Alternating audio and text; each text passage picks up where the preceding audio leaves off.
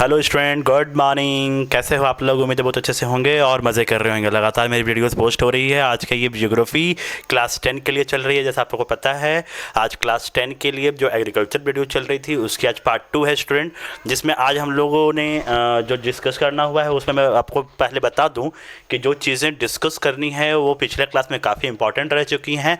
आज जो डिस्कशन हो रहा है वो भी बहुत ही इंपॉर्टेंट रहने वाला है।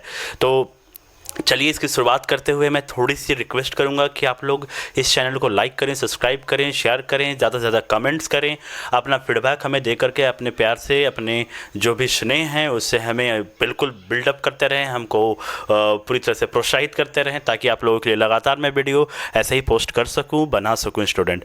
तो उम्मीद है आप लोग इस पर खरे उतरेंगे। खास करके ये वीडियो क्लास 10 की है तो उम्मीद करता हूँ क्लास 10 इस पर खरा उतरेगा। Okay class 10।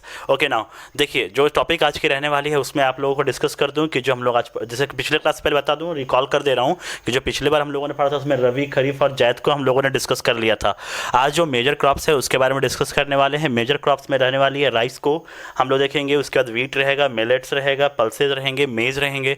इसके लिए क्या क्लाइमेटिक कंडीशंस होगी, क्या रेनी होनी चाहिए, कैसे सॉइल्स होनी चाहिए, किस एरिया में इसकी प्रोडक्शन सबसे ज़्यादा की जाती है, ये सारी चीज़ों को हम लोग इस आज की वीडियो में बहुत ही अच्छे से डिटेल करने वाले हैं स्टूडेंट। तो चलिए तैयार हो जाइए। मैंने पहले ही बोल रखा है कि जब भी आप मेरे क्लास में आओ तो अपनी स्टडी मटेरियल के साथ आइए, ताकि आप अच्छे से जो भी इंपॉर्टेंट चीज़ों को सुनो, जो आपके लिए न्यू हो उनको नोट करो, और जो लगे वो तो नोट करना ही करना है। जैसा कि आप लोग जानते हो कि आज की क्लास बहुत ही खास रहने वाली है। उम्मीद है इसमें मैं पूरी वीडियो को कवर कर सकूं।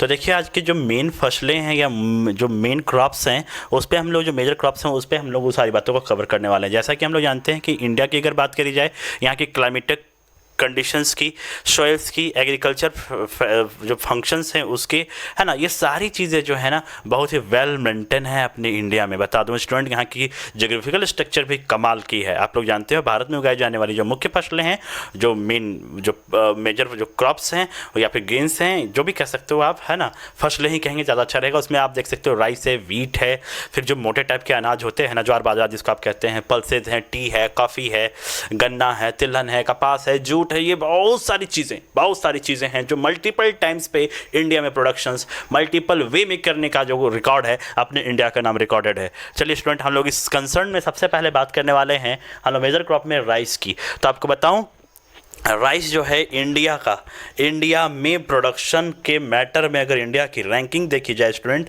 तो जान के आपको हैरानी होगी कि ये जो अपनी इंडिया है इसमें रैंकिंग नंबर 2 है। अगर नंबर 1 की बात करो तो आपको पता होना चाहिए कि जो चाइना है वो नंबर 1 पोजीशन पर है स्टूडेंट।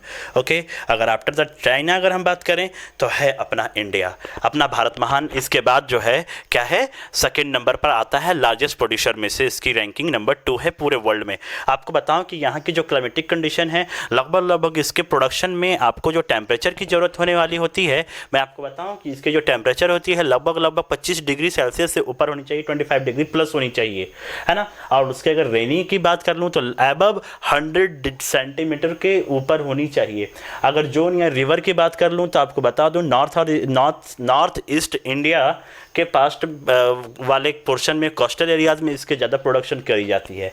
और आपको बताऊं स्टूडेंट, ये क्वेश्चन बहुत इंपॉर्टेंट यहाँ से बन सकता है कि राइस का प्रोडक्शन सबसे ज़्यादा कहाँ होता है, कैसे रीजन्स पे होता है, कितनी इसकी रेनी होती है, कितनी टेम्परेचर होती है। आप बाकायदा देख सकते हो कि मैंने इसको बोर्ड पे बाय नोट्स एकदम शॉर्ट आपके बुक से निकाल करके, मेन कहते हैं ना वो बिल्कुल खंगाल करके सारे नोट्स को मैं आपके बुक में से जो निकाल के लाया हूँ वो बहुत ही इंपॉर्टेंट है। यहाँ एक एक वर्ड, एक एक मार्क्स के लिए आपके लिए क्या हो सकता है, स्टेपर हो सकता है। तो देखिए, आपको मैं बताऊं कि जो कंट्री है या स्टेट है, अपने इंडिया के कंसर्न में बात करूं तो आपको बता दूं कि पंजाब इसमें सबसे आगे है, दिखाई देगा आपके राइस में। उसके बाद हरियाणा हो गया, यूपी हो गया, राजस्थान हो गया। ये आपके जो कोस्टल एरियाज़ हैं उस एरियाज़ की बात करी जा रही है। इन सारे जगहों पर जो राइस का प्रोडक्शंस का जो कैपेसिटी है बहुत ही बढ़िया है स्टूडेंट। ओके, इसके बाद अगर हम बात करें राइस के बाद वीट की, तो बताऊँ कि इंडिया जो है इसमें भी दूसरे नंबर पर ये प्रोडक्शन करने वाला क्या है, ग्रीन्स है। आपको बताऊं स्टूडेंट कि इसका जो नॉर्थ और वेस्ट पार्ट है वहाँ पे इसके प्रोडक्शन कैपेसिटी ज़्यादा पाई जाती है। और अगर रबी फसल के उगाने के लिए अगर बात करी जाए कि जो शीत ऋतु जो होती है ना, वो इसके पकने का टाइम होता है। इस टाइम पे ही इसकी जो जो जो टेम्परेचर में धूप की रिक्वायरमेंट होती है वो इसके अनुकूल हो पाती है, इसके ही अनुकूल होती है। और इसके रेनी की बात कर लूँ वीट की, तो 50 सेंटीमीटर से 75 सेंटीमीटर इसकी रेनफॉल होती है। रिवर या फिर रिवर्स की बात करें तो गंगा सतलज इसकी बहुत ही बड़े बेल्ट्स हैं जहाँ पे आपके वीट का प्रोडक्शन होता है। कंट्री की बात कर लूँ, कंट्री या स्टेट की, तो अपने इंडिया में बता दूँ कि इसमें जो है पंजाब हो गया, हरियाणा, यूपी, एमपी, महाराष्ट्र और राजस्थान, मध्य प्रदेश, उत्तर प्रदेश। ओके, ये इसमें काफ़ी बड़े एरिया पे इसकी प्रोडक्शंस करी जाती है। उसके बाद अगर बात करूं इसकी सॉइल्स टाइप की, तो बताऊं स्टूडेंट कि वीट के लिए सबसे अच्छी सॉइल जो मानी जाती है वो ब्लैक सॉइल होती है। इसके बाद अगर बात की जाए मिलेट्स की, जिसको हम लोग हिंदी में मोटे अनाज कहते हैं स्टूडेंट, तो मोटे अनाज में बताऊँ ज्वार, बाजरा, रागी, ये जो है ना इंडिया में भरपूर मात्रा में मोटे अनाज के तौर पर या मिलेट्स के तौर पर उगाई जाने वाली फसल है। ठीक है, इसमें बताऊँ कि जो प्रोटीन्स है ना वो काफ़ी मात्रा में या न्यूट्रिएंट्स जो है काफ़ी मात्रा में होती है। जैसे अगर रागी की बात कर लूँ तो इसमें आयरन, कैल्शियम भरपूर मात्रा में पाई जाती है ना। और अगर एरिया की बात कर लें तो देश में भाई ये तीसरे नंबर पर आने वाला फसल है जिसको बहुत बड़ी मात्रा में प्रोड्यूस की जाती है अपने इंडिया में। और बताऊं कि इसके लिए जो मॉइस्चर क्लाइमेट होता है ये ज़्यादा उपयुक्त मानी जाती है। अगर इसकी एरियाज़ की बात कर लें मिलेट्स की कि प्रोडक्शन ज़्यादा कहाँ पे होती है मिलेट्स, तो मिलेट्स वहाँ से बताइए आप कहाँ पे होते हैं। तो महाराष्ट्र हो गया, कर्नाटका हो गया, आंध्र प्रदेश हो गया, मध्य प्रदेश हो गया, गुजरात हो गया, हरियाणा हो गया, कुछ ऐसे रीजन्स हैं जहाँ पे मिलेट्स का प्रोडक्शन आपको हैवी मात्रा में देखने को मिलता है। उसके बाद अगर बाजरा की बात कर लूँ स्टूडेंट, बाजरा की बात कर लूँ तो बताऊं कि ये जो सैंडी वाले एरियाज़ है वहाँ पे ये ज़्यादा और सैंडी के अलावा आप देखोगे ब्लैक सॉइल्स वाले एरिया में ये ज़्यादातर पाया जाता है, जिसमें आपका राजस्थान हो गया, यूपी हो गया, महाराष्ट्र हो गया, गुजरात हो गया, हरियाणा हो गए, है ना। ये सारे स्टेट जो हैं इसके प्रोडक्शन के लिए अच्छी मात्रा में ये जानी जाती है। अब बताऊँ कि यहाँ की भी जो मॉइस्चराइजर वाले क्लाइमेट है ये इसको पसंद है। रेड सॉइल्स हो गए, ब्लैक सॉइल्स हो गए और सैंडी हो गए, ये सारी जो चीज़ें हैं ये इसकी प्रोडक्शन के लिए अच्छी मानी जाती है, उपयुक्त मानी जाती है। इसके अलावा बताऊं कि जो रागी का अगर प्रोडक्शन के मैटर में बात करूं तो स्पेशली कर्नाटका हो गया, हिमाचल हो गया, उत्तराखंड हो गए, सिक्किम, झारखंड और अरुणाचल प्रदेश इसके लिए फेमस है स्टूडेंट। नाउ नेक्स्ट टॉपिक हमारे पास जो है मेज़ का। तो मेज़ आप लोग देख रहे हो कि एक ऐसा फसल है जो खाद्यान्न को चारा के रूप में देने का काम, यानी कि आप देखते हो यूएसए जैसी चीज़ें है ना, मक्का प्रोडक्शन के लिए नंबर 1 मानी जाती है। ठीक है, और ये खरीफ फसल के अंतर्गत इसको माना जाता है स्टूडेंट। जो मेज़ है वो आपका खरीफ फसल है। ठीक है, खरीफ समझ रहे होंगे आप लोगों ने पढ़ रखा है, पिछले क्लासेस में मैंने आपको बता रखा है। ठीक है, अगर इसके क्लाइमेटिक कंडीशंस की बात करूँ तो 21 डिग्री से लेकर के 27 डिग्री सेल्सियस जो होती है इसकी टेम्परेचर उपयुक्त मानी जाती है ना। इस टेम्परेचर में ये ज़्यादा कंफर्ट होता है और एलुवियल सॉइल इसके लिए प्रोडक्शन के लिए बहुत अच्छी मानी जाती है। अगर मॉडर्न टाइम में बात करूँ कि ये इन्वेस्टमेंट के लिए काफ़ी अच्छे ऑप्शंस के रूप में देखे जा रहे हैं। अगर इसके प्रोडक्शंस के एरियाज़ की इंडिया में बात कर ली जाए स्टूडेंट तो कर्नाटका, मध्य प्रदेश, यूपी, बिहार, आंध्र प्रदेश, तेलंगाना, ये जो तेलंगाना एरिया है ये क्या है, बहुत ही फेमस है, या फिर ऐसा कह सकते हैं कि जो ज्योग्राफिकल स्ट्रक्चर है इसके लिए इस स्टेट्स में इसके प्रोडक्शन के लिए जो क्लाइमेटिक कंडीशंस है, ज्योग्राफिकल स्ट्रक्चर्स है वो बहुत ही अहम है, खास है। उसके बाद बात कर लूँ पल्सेस की, तो बताऊँ कि वर्ल्ड भर में सबसे बड़ा प्रोड्यूसर जो है पल्सेस का अपना इंडिया महान है भाई। याद रखिएगा स्टूडेंट, पल्सेस में नंबर 1 रैंकिंग अपनी इंडिया की ही है। ओके, फिर बात करूं कि जो हम लोग जो वेजिटेबल जैसे कि उसको क्या कहते हैं, शाकाहारी है ना, शाकाहारी जो वेजिटेरियंस होते हैं, वेजिटेरियंस के लिए बताऊं कि दालें जो हैं ये भरपूर मात्रा में वेजिटेरियंस वाले, याद रखिएगा, जो दाल का यूज़ करते हैं ना भरपूर मात्रा में, उनको भरपूर मात्रा में प्रोटीन्स मिलने का काम होता है। और बताऊँ आपको ये सीज़न जो है ये खरीफ वाला है, टेम्परेचर लगभग मॉइस्ट होता है, मॉइस्चराइज़र और ड्राई कंडीशन को ये ज़्यादा पसंद करता है ना। इसमें बहुत सारे वैरायटी हैं, जैसे अरहर हो गया, मूँग हो गया, है ना, ये सब चीज़ें यहाँ पे दाल की वैरायटी हो गया पल्सेस की, जिसको हम लोग कहते हैं। उसके बाद अगर बात कर ले स्टेट्स की, तो पल्सेस में आप देखोगे कि एमपी, मध्य प्रदेश, महाराष्ट्र, राजस्थान, यूपी और कर्नाटका जो हैं इसके प्रोडक्शन के लिए खासा फेमस हैं अपने इंडिया में स्टूडेंट। उसके बाद बात कर लें तिलहन की। 2016 से अगर इसकी बात कर ली जाए तिलहन की, तो बताऊँ कि इंडिया जो है वर्ल्ड में चाइना के बाद सेकेंड प्रोड्यूसर है, लार्जेस्ट प्रोड्यूसर। 2016 में तोरिया के प्रोडक्शन में भारत का वर्ल्ड में कनाडा और चीन का तीसरा स्थान रहा था। पहला आपका कनाडा था, सॉरी इंडिया था, फिर चाइना, फिर कनाडा, फिर चाइना। ठीक है, 3rd नंबर पे था इसका चाइना का रैंकिंग। देश का जो 12% है तिलहन अपने इंडिया में, है ना, इंडिया में सबसे ज़्यादा प्रोड्यूस की जाती है। इसमें बताऊं कि मूंगफली हो गया, मस्टर्ड हो गया, कोकोनट हो गया, तिल हो गया, सोयाबीन्स हो गया, अरंडी हो गया, बेनीला हो गया, आलसी और जो सनफ्लावर्स का जो ऑयल होता है, ये सब चीज़ें अपने इंडिया में खास तौर पर उगाई जाने वाली फसलों के रूप में देखी जाती है। मूंगफली की अगर बात करें तो ये खरीफ फसल के रूप में देखी जाती है स्टूडेंट। अपनी इंडिया में इसका जो प्रोडक्शन है ना, वो भरपूर मात्रा में प्रोडक्शन होता है। किसकी? मूंगफली की। ऐसा भी आप लोग देखते होंगे कि आप लोग कभी भी टाइम पास कुछ अगर नाम जानते हो टाइम पास के नाम से, तो अक्सर कहीं भी किसी भी जगह पे मूंगफली को चबाते हुए आप लोग किसी भी बंदे को देख सकते हो। गुजरात में मूंगफली का जो प्रोडक्शन है वो सबसे अच्छा माना जाता है ना। इसके अलावा अगर हम बात करें, राजस्थान, आंध्र प्रदेश जो है वो भी मूंगफली के प्रोडक्शन के लिए बहुत अच्छी मानी जाती है। 2016 के और 17 के रिकॉर्ड से ये काफ़ी ज़्यादा हाईलाइटेड रही हैं स्टेट्स। आलसी और सरसों जो रबी फसलों के रूप में काउंट करी जाती हैं। ओके, तिल, और अगर तिल की बात कर लूँ तो ये आपके नॉर्थ इंडिया का जो खरीफ फसल है उसमें सबसे फेमस है। साउथ इंडिया का रबी फसल, है ना। और अगर बात करूं कि और भी ऋतुओं में, ऐसा नहीं कि और भी सीजन्स में सिर्फ यही होती हैं, ऐसे भी नहीं। और भी सीजन जैसे जैसे चेंजेस होंगी वैसे सीजनली चीज़ें हमारे इंडिया में क्या होती हैं, प्रोडक्शन के रूप में होती रहती हैं। उसके बाद बात कर लूँ टी की। चाय की खेती कौन नहीं जानते स्टूडेंट? आसाम इसके लिए बहुत फेमस है, आप लोग सब जानते हो। ओके, तो जानते नहीं तो कोई बात नहीं, ऐसा नहीं है कि आप लोग नहीं जानते हो, जानते हो, है ना। नहीं जानते हो, जान लो आज से। आपको बताऊं कि जो क्लाइमेटिक है वो ह्यूमस और जीवंत जैसी जो मिट्टी हैं वो सुगम जल वाले एरियाज़ जो होते हैं, जहाँ पे ढलवा जैसा प्लेन डाउन एरियाज़ होती है, वहाँ पर ये ज़्यादा अच्छे कंफर्ट तरीके से होते हैं। क्योंकि देखिए, जानते हो ये जो टी है ना, वहाँ पर बहुत ज़्यादा वाटर की जरूरत नहीं होती। वाटर ज़्यादा रहेगी तो ये जानते सड़ जाती है, गल जाती है, प्लांट इसके तैयार नहीं हो पाती, है ना। लगभग थोड़ा थोड़ा नमी जैसा तो चाहिए होता है, लेकिन इसके क्लाइमेटिक लगभग एवरेज होनी चाहिए, ठीक है। और बताऊं कि अगर इसके प्रोडक्शन एरियाज़ की बात कर लें तो असम, वेस्ट बंगाल, दार्जिलिंग, है ना, फिर है जलपाईगुड़ी, है ना, ये जो एरिया है। फिर उसका तमिलनाडु और केरल का कुछ एरियाज़ है, ये इसके लिए फेमस है। इसके अलावा अगर बात कर लें, इसके अलावा की बात कर लें तो हिमाचल प्रदेश हो गया, उत्तराखंड, मेघालय, आंध्र प्रदेश, त्रिपुरा, कुछ ऐसे स्टेट हैं जो अपने वर्ल्ड में अपना एक खास रैंकिंग बनाने का काम किया है, या ये कह सकते हैं कि इस रैंकिंग को रिकॉर्ड के रूप में कन्वर्ट करने का काम किया है। इसके बाद बात करें नेक्स्ट प्रोडक्ट के स्टूडेंट, तो वो है कॉफ़ी, जो मोस्ट फेमस है। नेस्ले की कॉफ़ी पूरी दुनिया में जानी जाती है, जो यूएसए प्रोडक्शन की है। चलिए बात करें भारतीय कॉफ़ी की क्या गुणवत्ता है। उसकी गुणवत्ता के लिए बताऊँ कि ये पूरे वर्ल्ड में फेमस है। इंडिया की जो कॉफ़ी है पूरे वर्ल्ड में फेमस है। भारत, हमारे जो देश है भारत, वो अरेबिक किस्म का जो है ना कॉफ़ी खास करके ये बहुत ज़्यादा प्रोड्यूस करती है।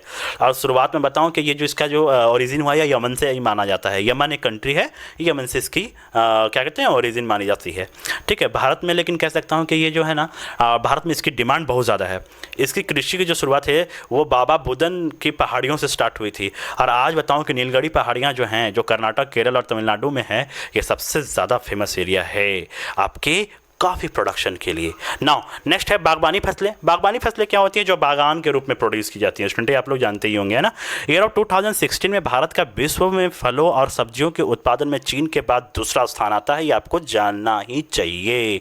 अगर इंडिया की बात कर लूँ तो शीतोष्ण कटिबंधीय दोनों ही प्रकार के यहाँ फसलों के दौरान यहाँ फलों का जो उत्पादन है वो भी बहुत वेल कंडीशन में है, ये भी आप जान लीजिए।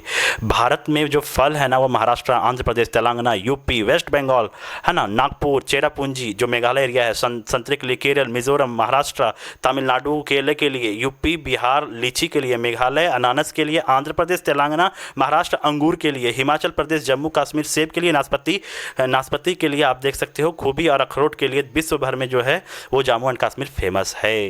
तो ये आपके कुछ खास टॉपिक है। भारत में तो जानते हैं स्टूडेंट आपको जो कॉलीफ्लावर है, पी है, ओनियन है, बंधा गोभी जिसको बोलते हैं, टमाटर, बैगन, आलू, ये सब प्रोडक्शन के लिए बहुत ही फेमस है अपनी इंडिया, है ना। उसके बाद बात करें अखाद्य फसलें, जिसको हम लोग खाते नहीं लेकिन वर्बली यूज़ रेगुलर वे में होता है, जैसे लाइक रबर आप लोग जानते होंगे, ये स्ट्रेच बैंड, रबर बैंड, जो आपका शॉर्पनर, इरेजर जो मिटाने का काम आता है, ये सब चीज़ें। आपको बताऊं कि ये सब रबर जो भूमध्य क्षेत्र में ये पाए जाने वाला सबसे ज़्यादा एरिया में है, जहाँ पे इसका प्रोडक्शन जो है उष्ण और उपोष्ण क्षेत्रों में ज़्यादातर होती है। अगर बारिश की ईयरली रेनफॉल की बात कर लूँ तो 200 सेंटीमीटर से भी ज़्यादा रेनी की ज़रूरत होती है। टेम्परेचर की बात करूँ 25 25 डिग्री सेल्सियस से भी अधिक टेम्परेचर चाहिए, थोड़ा नम भी होना चाहिए, मॉइस्चर भी होना चाहिए, आर्द्र भी होना चाहिए इसके टेम्परेचर के लिए। रबर जो है ना रॉ मटेरियल के रूप में यूज़ होता है ना। और इसके प्रोडक्शन के लिए केरला, तमिलनाडु, कर्नाटका, अंडमान निकोबार आइलैंड्स, मेघालय है ना, और जो गारो हिल्स है ये इसके खासा एरिया जो हैं फेमस है रबर प्रोडक्शंस के लिए। इसके बाद बताऊँ रेशेदार जो फसलें होते हैं, रेशेदार है ना, जिसमें थोड़ा सा क्या होता है ना, जो रेशेदार आप समझ रहे हो है ना। इसमें आप देखोगे जो कपास हो गया, जूट हो गया, सन जिसको रगड़ते वगड़ते हैं, प्राकृतिक रेशम, भारत जिसको सिल्क कहते हैं ना, भारत में उगाए जाने वाली 4 प्रमुख ऐसे रेशेदार फसलें हैं जो मोस्ट फेमस हैं और इसके पहली 3 मिट्टी में फसल उगाने से प्राप्त होती हैं। और चौथा जो है वो रेशम के कीड़े हैं, उनको कोंकुन से प्राप्त किया जाता है। कोंकुन से, कोंकुन समझते होंगे, ये रेशम का ही कीड़ा है जो आप देखते हो ना, वो जहाँ पे वो निकलता है रुई, उसका वो जो पार्ट रहता है उसको कोंकुन कहते हैं है ना, जो मलबरी पेड़ की हरी पत्तियों का पलता हुआ दिखाई देता है। रेशम प्रोडक्शन के लिए रेशम के कीड़ों का पालना रेशम प्रोडक्शन यानी कि सेरीकल्चर कहलाता है। सेरीकल्चर है ना, देखिएगा रेशम के पालने की प्रक्रिया को हम लोग सेरीकल्चर कहते हैं। उसके बाद हम लोग बात कर लें कपास की, तो कपास बताऊं स्टूडेंट कि इंडिया में कपास के पौधे का मूल स्थान जो माना जाता है वो अपने इंडिया ही है। इसका जो ओरिजिन है वो इंडिया ही माना जाता है। सूती कपड़े उद्योग में कपास का एक मुख्य कच्चा माल है ना। कपास उत्पादन में भारत का विश्व में चीन के बाद दूसरा स्थान आता है, यानी कि सेकेंड लार्जेस्ट प्रोड्यूसर है अपने इंडिया में 2016 के अकॉर्डिंग। दक्कन प्लेट्यू में शुष्कतर भागों में काली मिट्टी कपास उत्पादन के लिए उपयुक्त मानी जाती है। इस फसल को उगाने के लिए हाईली टेम्परेचर की ज़रूरत होती है, हल्की रेनी की ज़रूरत होती है, या फिर इरिगेशन फैसिलिटी की रिक्वायरमेंट क्या है। 210 पाला रहित दिन यानी कि 210 डेज लग जाते हैं इसको तैयार करने में। पाला वाला जो होता है ना वो नहीं गिरना चाहिए, बहुत ज़्यादा ये इसको डैमेज करता है। और एक तरह से बताऊँ ये एक तरह के खरीफ फसल है ना, और इसके लिए ऐसा कर सकते हो ना कि ये खरीफ फसल है और इसको खरीफ वाले सीज़न में अच्छे तरीके से प्रोड्यूस करने में हम लोग कंफर्ट पाते हैं। उसके बाद बताऊं कि ये तैयार होने में लगभग 6 से 8 महीने का टाइम ले लेता है। इसके प्रोडक्शन में जो महाराष्ट्र हो गए, गुजरात हो गए, मध्य प्रदेश हो गए, कर्नाटका, आंध्र प्रदेश, तेलंगाना, तमिलनाडु, पंजाब, हरियाणा, उत्तर प्रदेश, ये काफ़ी फेमस एरिया है स्टूडेंट। उसके बाद हम लोग बात कर लें नेक्स्ट प्रोडक्शन जूट की, तो जूट को गोल्डन भी कहा जाता है, गोल्डन जूट है ना, या सुनहरा गोल्ड भी कहा जाता है, या फिर रेशा कहा जाता है। जूट की फसल जो है बाढ़ के मैदानों में जल निकास वाली उर्वरक मिट्टी में उगाई जाती है, जहां हर वर्ष जो बाढ़ से आई नई मिट्टी होती है ना वो जमा होती है और उसके बढ़ने के साथ हाईली टेम्परेचर की भी इसकी ज़रूरत होती है। अगर बात करूँ एरिया की तो वेस्ट बंगाल, बिहार, असम, ओडिशा, मेघालय, ये कुछ एरियाज़ हैं। इसके अलावा भी अगर बात करूं तो जैसे आप बात कर लो, बोरियां हो गई, चटाई हो गए, रस्सी हो गया, या तंतु धागे हो गए, गलीचे हो गए, ये सारी चीज़ें जो बनने का काम होता है ना वो अपने इंडिया में बहुत अच्छे तरीके से करी जाती है। और जो आर्टिफिशियल तरीके से जो बनाने का काम होता है, जो कम कॉस्टिंग पर बनती है ना, वो इसको इस तरह से बना पाने में इंडिया काफ़ी अच्छे से एबल है, काफ़ी अच्छे तरह से अपनी एलिजिबिलिटी को साबित करता है। याद रखिएगा स्टूडेंट। चलिए स्टूडेंट आज के लिए इतना ही, क्योंकि वीडियो शायद लंबी हो रही हो, आप लोग ज़्यादा बोर शोर हो जाएंगे। अगली वीडियो में प्रॉमिस है कि मैं सारी वीडियोस की जो भी अगली वीडियोस जो होंगी उसमें सारे टॉपिक्स को कवर करता हुआ दिखूंगा और जल्द ही कल ही इस वीडियो को अपलोड करूंगा। तब तक के लिए अपना ध्यान रखें। मेरी तरफ से सभी को बाय बाय।